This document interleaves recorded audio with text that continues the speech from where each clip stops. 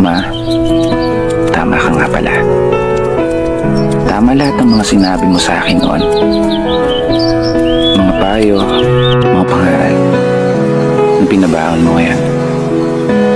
Darating yung panahon na kailangan kong harapin yung mga pagsubok at hamon ng mag-isa, nang walang inaasahang tulong mula sa iba.